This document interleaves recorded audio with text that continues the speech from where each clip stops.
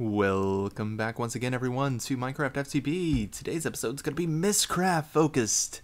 So yes, Mystcraft is actually based on a game series that allowed players to travel to different ages and different places, and this is kind of the same thing, based around like players traveling to different dimensions.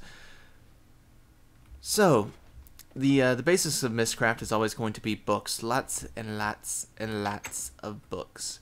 So to start that, and toward that effect, we're going to go ahead and make something in which we can write books upon, and that is called a writing desk.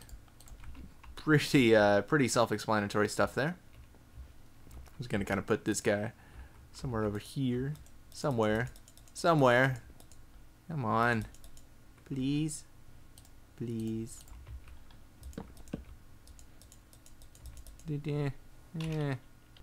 Why can I not place it?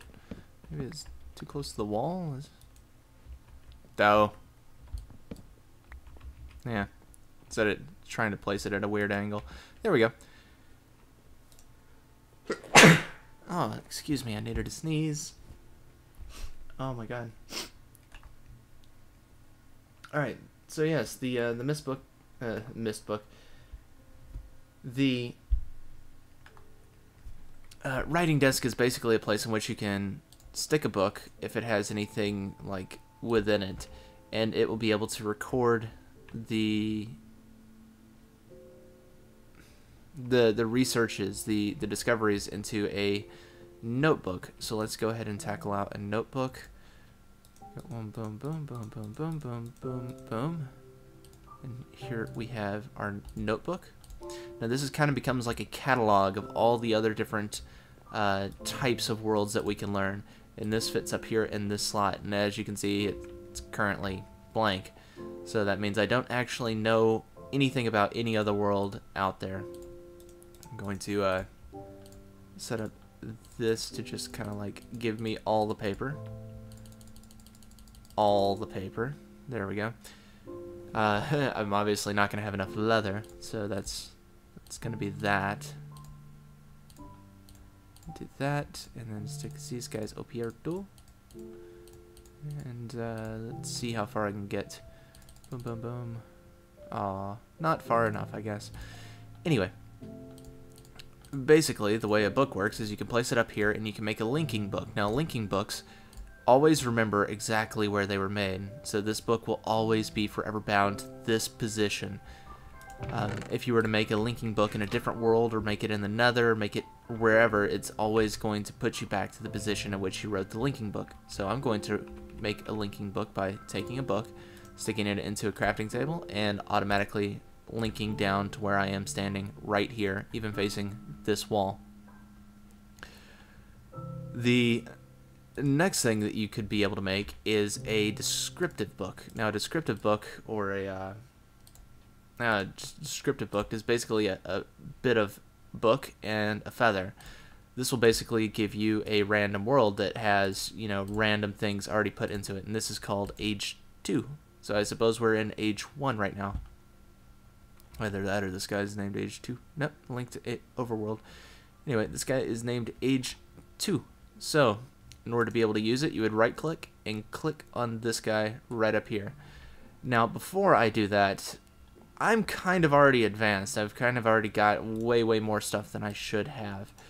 To that end, I'm going to make something called a link modifier. Now, this is really high-end Mystcraft stuff. This is no in-game, because obviously it takes 8 blocks of diamonds. You saw me just blow through all those diamonds I had right there.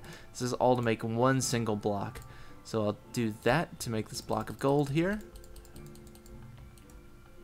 Don't need the paper, need the block of gold. Surround it in the diamond blocks, and that gives us a link modifier. Now, the reason why I'm making this, even in the first place, is because it saves time. It saves so much time. You will not believe how much time and how many books this will save me.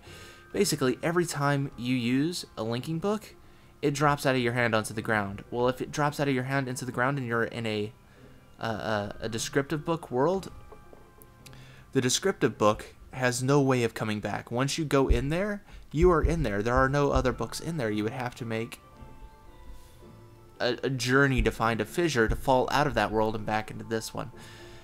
So that's why we have to have linking books. Now the linking book, when you carry it with you, it's going to stay in your inventory and it'll tether you to this spot. So if you ever need to come back, you can right click and click on this and it'll bring you back to here. Although I'm already here in this world, so I don't think this one will bring me back, or it might. Let's see. No, it's not going to bring me back right now. In any case, that is basics of how this works. Now the link modifier, as you can see right here, I have this guy, linking book, world 0, titled overworld. Now it gives us a couple different options of what we can do right here. We can basically give this properties in which it will retain wherever it's used. So intralinking means that this will link to the same world, so I could be able to put that on, take it out, and be able to use it here in this world. And as you can see, it just drops right there on the ground. And to pick it back up, I can right click on it, grab the book like so, and put it back into my inventory. Now that's intralinking. Disarm will make all the contents of my inventory drop out on the ground when I use the book. Don't want to do that. Generate platform will make a one block. It's a smooth stone block directly beneath you.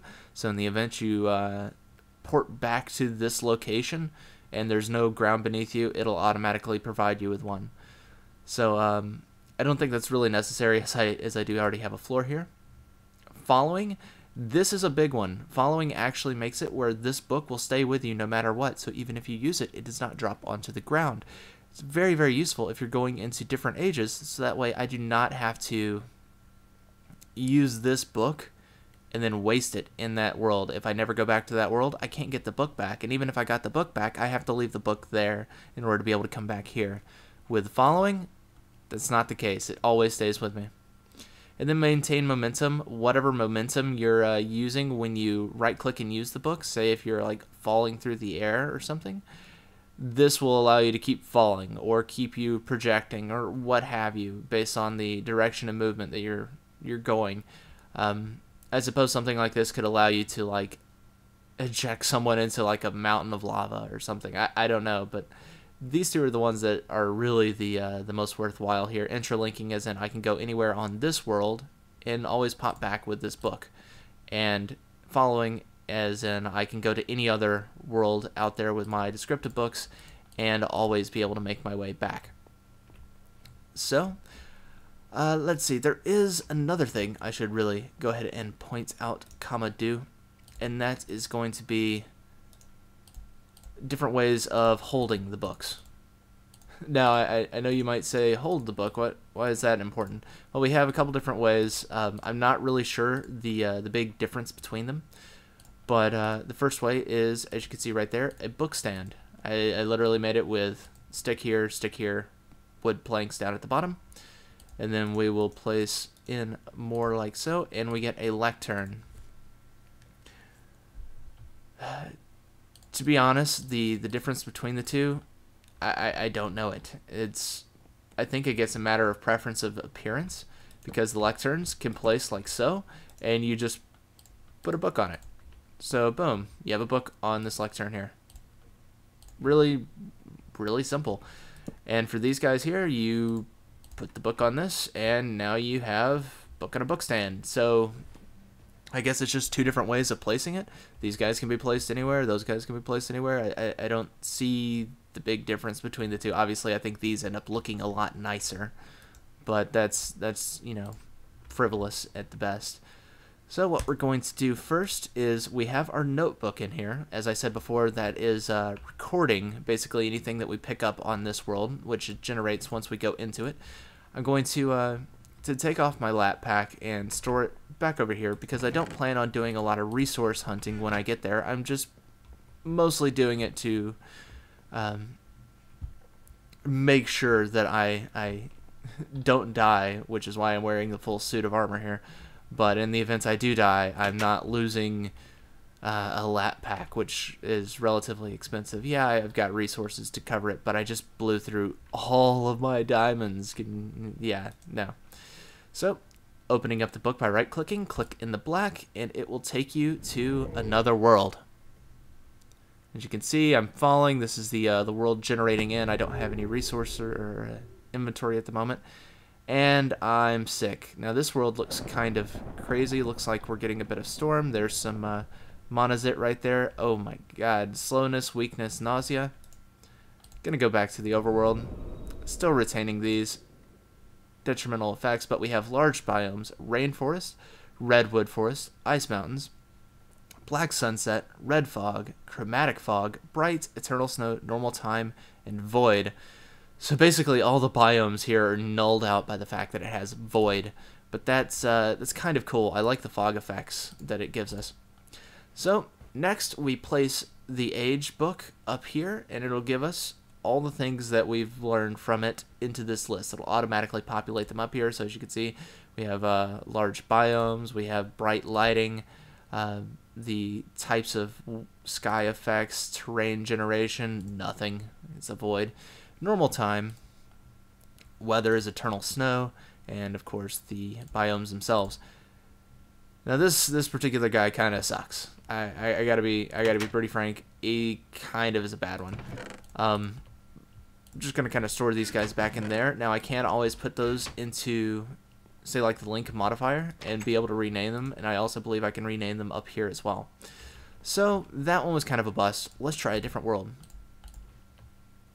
And we'll just make a bunch of these. How about that? Oh, I don't have enough room. Toss that guy and that guy. Right. So we'll check out age 16 first. Now this bit right here is always a little harrowing. It's like, oh, I'm falling into the void.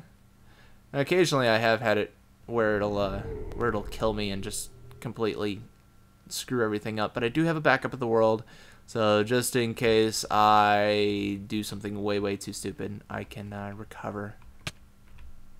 Oh no, I'm on fire. Go back to the overworld. Still on fire. Okay. Not sure which kind of world that was for us there. So let's put some stuff into my thing here. Don't need the ink sacs right now. We'll do that. Age 16, let's see what we had. Tiny biomes, desert hills, woodlands, green hills, black sunset, skylands, blue fog, standard lighting, normal weather, eternal night, standard terrain. I don't know why I was on fire, but I was certainly on fire. That's kind of crazy. And which book was that? That was... herein lies the problem. There we go, 16. I'm going to take all these books off my bar here. So 16, we now have all of those populating these fields. So now we just kind of keep going through and keep picking our way until we find something that's worthwhile.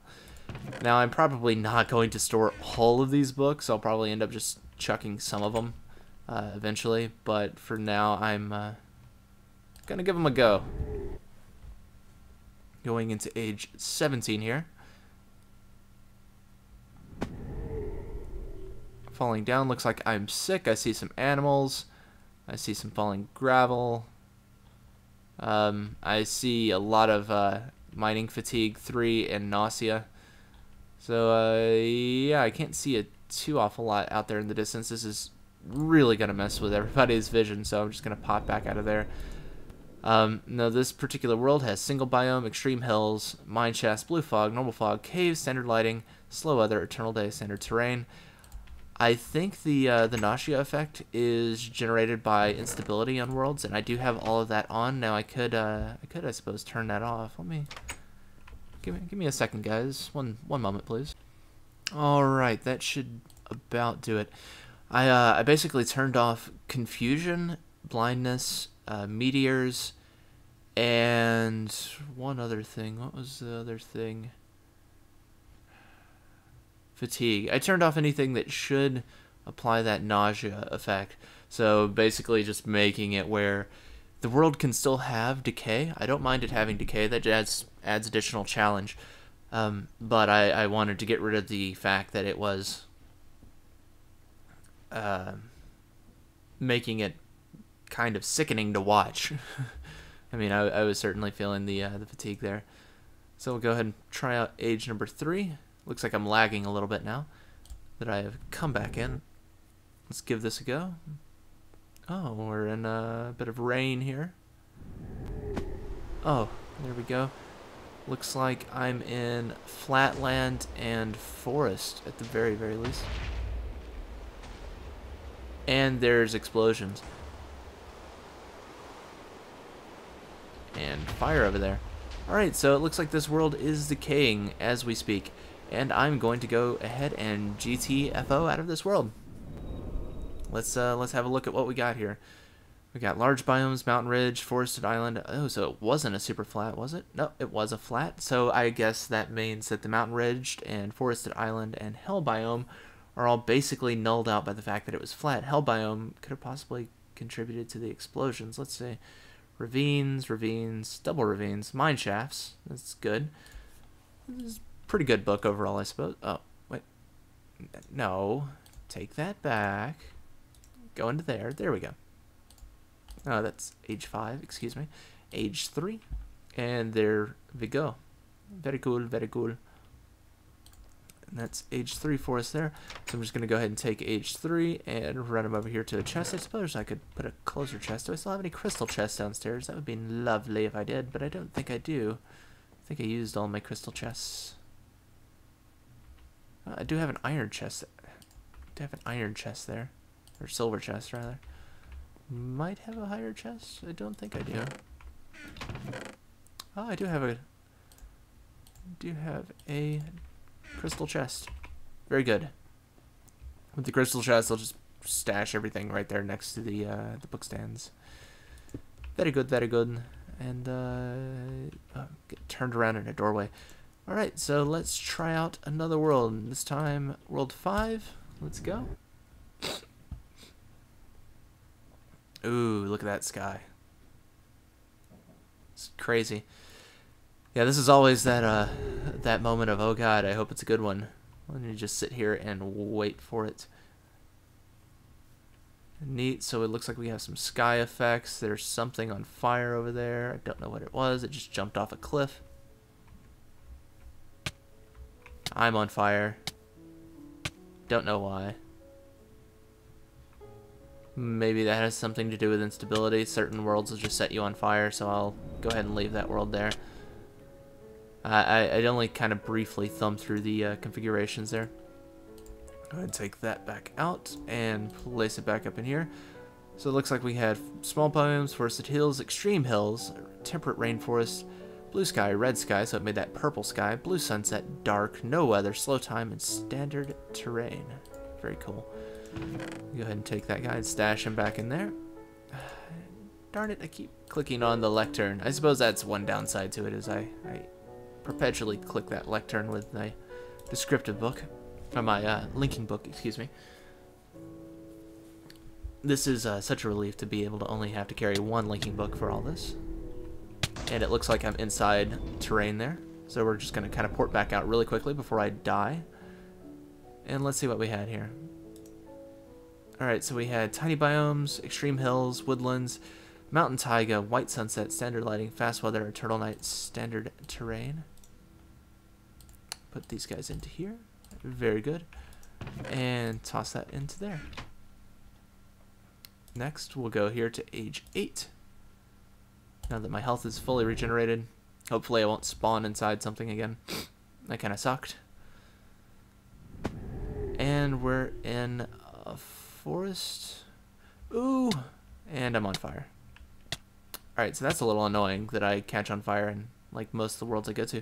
But look, a mushroom biome. This is really, really uncommon in normal world. And it looks like this is just tiny biomes. So let's pop out of here. And let's see. Tiny biomes, mushroom island. Yep. Ice plains, forested hills, chromatic sunset, blue sunset, green sunset, standard lighting, normal weather, eternal dust, standard terrain. Very cool, very cool, very cool. Keep in mind that some of these things we will end up getting duplicate subs. That kind of sucks.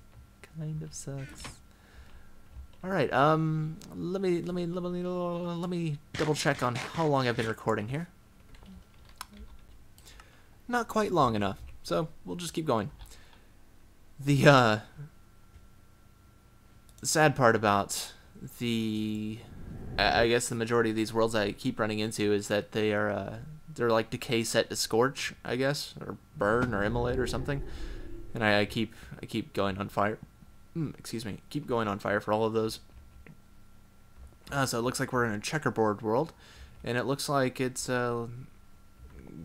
hills plus plains plus mushroom, I guess.